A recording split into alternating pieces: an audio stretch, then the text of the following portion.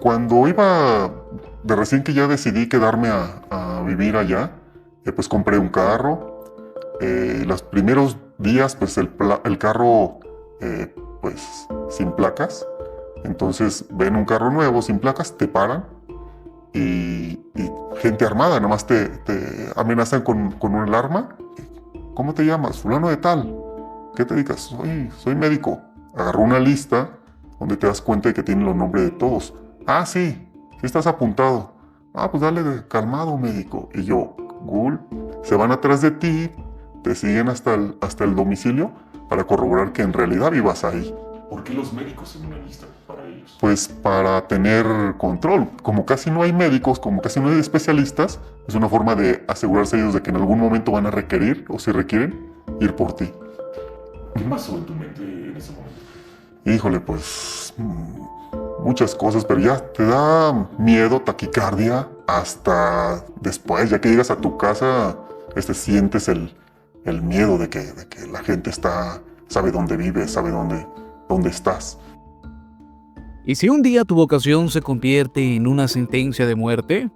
¿Y si por salvar una vida pones en juego la tuya? En Guanajuato y muchas otras zonas de México no es una hipótesis, es un martes cualquiera. Porque ya no basta con que los médicos luchen contra la falta de insumos, turnos inhumanos y sueldos de risa.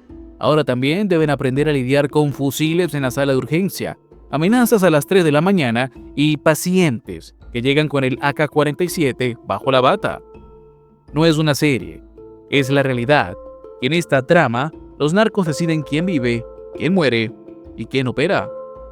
¿El código plata? Ni se te ocurre activarlo. ¿Avisar a la policía? Que Dios te agarre confesado. Porque cuando el cartel Jalisco Nueva Generación decide que uno de los suyos necesita atención médica, los quirófanos se convierten en propiedad privada. ¿Y tú, doctor, en rehén con bata? Pero ¿qué pasa cuando el hospital se convierte en cuartel? Cuando el juramento hipocrático se dobla ante el narcojuramento de atiende o mueres. Vamos a diseccionar esta hemorragia nacional sin anestesia. Y como siempre, vamos por partes. En este país hay hospitales que no sanan, obedecen, que no curan, se rinden. Guanajuato, por ejemplo, es uno de esos lugares donde el juramento hipocrático se arrodilla ante el manual operativo del cartel Jalisco Nueva Generación. Y si tienes bata blanca, más vale que tengas también nervios de acero. Allí, un médico puede recibir una llamada a las 3 de la madrugada. No es una emergencia médica, es una emergencia narca. Atiende al herido o vamos por ti y tu familia. No es metáfora, es logística criminal. Precisa, puntual, despiadada. El hospital se transforma en una base de operaciones y el quirófano en la sala VIP para criminales armados hasta los dientes. El protocolo es bastante simple, sin celulares, sin código plata, sin autoridad. Los sicarios llegan, toman las entradas, desconectan al personal del mundo exterior y dictan su lista de exigencias con voz calmada, pero con los rifles bien erguidos. No hay opción, solamente obediencia. El bisturí se convierte en herramienta de supervivencia para el paciente y para el médico. Un día, un jefe de plaza le ordenó a un médico en un hospital, en Guanajuato, salvar a uno de los hombres. Lo hizo. Lo salvó. Semanas después, ambos murieron en un enfrentamiento con el ejército. Moraleja: aquí no hay redención, solo una especie de bucle violento donde cada puntada es una cuenta regresiva. Esto no pasa una vez, pasa seguido, y no en clínicas clandestinas, sino en instituciones públicas con presupuesto federal y logo oficial. Lugares donde los narcos entran más fácil que una ambulancia y se sienten más cómodos que un funcionario en horario de comida. ¿Quién tiene el control del sistema de salud? No es la Secretaría, es la Secretaría del Miedo. Entonces, el dilema no es salvar una vida. El dilema es si esa vida viene con un cargador de 30 balas en el bolsillo y una amenaza en la lengua. La vocación médica en México, versión siglo XXI, jura salvar vidas, pero también rezas para no perder la tuya en el intento. Aquí la ética ya no se mide en principios, sino en sobrevivencia. Hay doctores que hoy no duermen tranquilos, no porque cometieron errores en cirugía, sino porque atendieron a un sicario. Previamente yo había atendido a otro, al jefe de la ciudad, de la plaza, pero en las mismas oficinas de la institución donde trabajaba. Estaba en la terapia intensiva y igual, de la misma manera. Se acerca un enfermero y me dice, médico, ¿me echa la mano para ver a mi patrón? Voy atrás del enfermero, nos metemos a la oficina del subdirector y estaba esta persona ahí, una persona joven, 38, 40 años, igual, muy amable. Médico, ¿cómo estás? Te saluda. Y pues ya tú empiezas a sentir un poquito de nervios. Te saluda y ¿qué te pasó? ¿Cómo estás? Bien, fíjate que tuve un problema. Soy diabético. Y pues he andado medio presionado porque ahorita está a punto de caer la plaza. Ya me dijeron que si cae la plaza, que yo voy a ser el que voy a sufrir. En eso me dice, oye médico, y como aquí, pues ¿qué órgano le sirven? Y yo me asusté, me asombré, digo, ¿cómo que qué órganos? Dice, sí, porque, dice, como nosotros diario matamos a mucha gente y de ver que los cuerpos estén echando a perder, dice, uno como buena gente, pues, dice, por ser buena gente, no quisiéramos que algo de eso se aprovechara. Duré como unos 3 días soñando que yo le quitaba los órganos a los cuerpos. De plano ya el insomnio sí me duró bastantito. Tuve que llegar a tomar un sedante para poder conciliar el sueño. Muchos médicos han solicitado licencias temporales. Otros simplemente desaparecen del sistema. Se pierden entre trámites burocráticos y traslados de emergencia, pero no por voluntad, sino por miedo. Miedo de que el próximo paciente venga acompañado de una célula armada. Miedo de que esa noche no regrese a su casa. Y aún así, siguen. Porque entre la ética profesional y el terror impuesto por los carteles, hay una línea delgada hecha de bisturí, dignidad y puro instinto de supervivencia. Lo que antes eran vocaciones, hoy se vive como una rutina militarizada.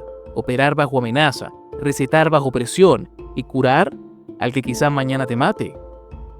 En este nuevo orden hospitalario, el triaje lo dicta el narco. Las prioridades las decide el jefe de plaza y el valor de la vida humana se mide en función de su utilidad en el próximo enfrentamiento. Así se practica la medicina en un país donde la bata blanca pesa más que un uniforme militar. Entonces, cuando los carteles dictan el horario de urgencias, ya no hablamos de crimen organizado, hablamos de una especie de estado paralelo, porque en muchos rincones de México la autoridad no lleva uniforme, lleva radio de frecuencia y escolta armada. La Constitución aplica hasta que llegue una camioneta sin placas. El caso de Guanajuato es sintomático, pero no excepcional. Y este reporte, esta crítica, está hecha con los testimonios de incontables doctores que han pasado por lo mismo. En estados donde el CJNG y el cartel de Santa Rosa de Lima se disputan hasta el oxígeno, los hospitales públicos se convierten en territorios conquistados. No son solo puntos de atención, son refugios operativos, estaciones de paso para heridos que volverán a disparar. Algunos ni siquiera llegan por ambulancia, entran caminando con 3 impactos de bala y 2 sicarios escoltando el trayecto. Analistas en seguridad lo confirman. Hay clínicas tomadas por completo, quirófanos al servicio de la criminalidad y bancos de sangre con lista de espera para sicarios. Un ecosistema donde cada recurso, humano o técnico, puede ser requisado a punta de pistola. Y cuando no hay pistola, hay nombre, hay ubicación, hay amenaza velada. La geografía del terror también tiene expediente clínico. Y nadie dice nada.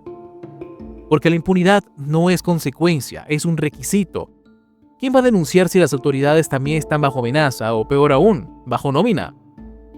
El silencio de las instituciones es el nuevo protocolo sanitario y no se firma con pluma, sino con miedo. Cuando los carteles actúan con ese nivel de control, no se infiltran, sustituyen funciones, imponen reglas, operan con su propia lógica. La salud ya no es un derecho, es una concesión otorgada por el crimen. Y el paciente que se cura hoy puede ser el ejecutor de mañana. Entonces, esto ya no es ausencia de Estado, es su rendición con firma notarial. Ahora avanzamos de tema. Mientras unos hospitales se convierten en centros de atención VIP para sicarios, otros barrios inventan justicia express con base en rumores de WhatsApp. Uruapan, Michoacán, lo confirmó de la forma más brutal. Juan, un joven con discapacidad intelectual, se desorientó. Caminó sin rumbo, pidió comida, bailó en la calle, pero como no encajaba con el paisaje, lo acusaron. Lo llamaron violador, acosador y lo sentenciaron en tiempo récord. ¿Pruebas? Ninguna. ¿Testigos? Solo el miedo colectivo y la imaginación tóxica de una comunidad que prefirió disparar antes que preguntar. Si se lo están preguntando, a Juan lo lincharon. Y como si no bastara con la golpiza, llamaron refuerzos. No a la policía, llamaron a sicarios. Ellos remataron la escena con su firma, tortura, ejecución y un letrero pintado en el pecho. Esto me pasó por violador. Ni juicio, ni defensa, ni contexto. Nadie investigó, nadie se detuvo a preguntar si era verdad. Pero cuando llegó a la fiscalía, Juan ya era un cadáver desfigurado. No por ser culpable, sino por no encajar, por no saber defenderse, por estar en el lugar equivocado y no cumplir con el guión de normalidad que exige una sociedad intoxicada de miedo. Porque en este país, la violencia ya no necesita razones. Le basta con tener receptor, un cuerpo, cualquiera. Entonces, la cosa va así. Nos dicen, por un lado, que el crimen va a la baja, que el plan funciona, que los homicidios disminuyen, pero no explican por qué, al mismo tiempo, las desapariciones aumentan, ni cómo es posible que en un país con menos muertos haya más ausentes. Las cifras mejoran, pero la realidad apesta a sangre, pólvora y silencio. Tampoco explican cómo llegamos a esto. Médicos que juraron sanar, ahora obligados a punta de fusil a salvar a quienes se dedican a arrebatar vidas. Doctores que estudian años, se desgastan, se forman para curar y terminan cosiendo heridas de sicarios mientras su familia duerme bajo amenaza. Nos dicen que todo está bajo control, pero nadie controla a los narcos que deciden quién entra al quirófano. Nadie controla la impunidad que permite que los hospitales se conviertan en fortalezas del crimen. Nadie protege a quienes sostienen el sistema de salud con un bisturí en la mano y el miedo clavado en la nuca. En México, los narcos matan, pero también curan. No porque se hayan humanizado, sino porque han conquistado hasta la última frontera, la del cuidado de la vida. Y la pregunta es bastante brutal, inevitable y urgente. ¿Qué nos va a curar a nosotros de todo esto? Esa pregunta se la dejo a ustedes. Si te gustan nuestras investigaciones, te invito a ver más de ellas en nuestro canal. Subimos contenido diariamente. Tu apoyo es vital para nosotros, es lo que mantiene vivo este proyecto investigativo. Suscríbete, comparte, comenta. Recuerda que somos Nación y Frontera. Estamos aquí para traerte la verdad.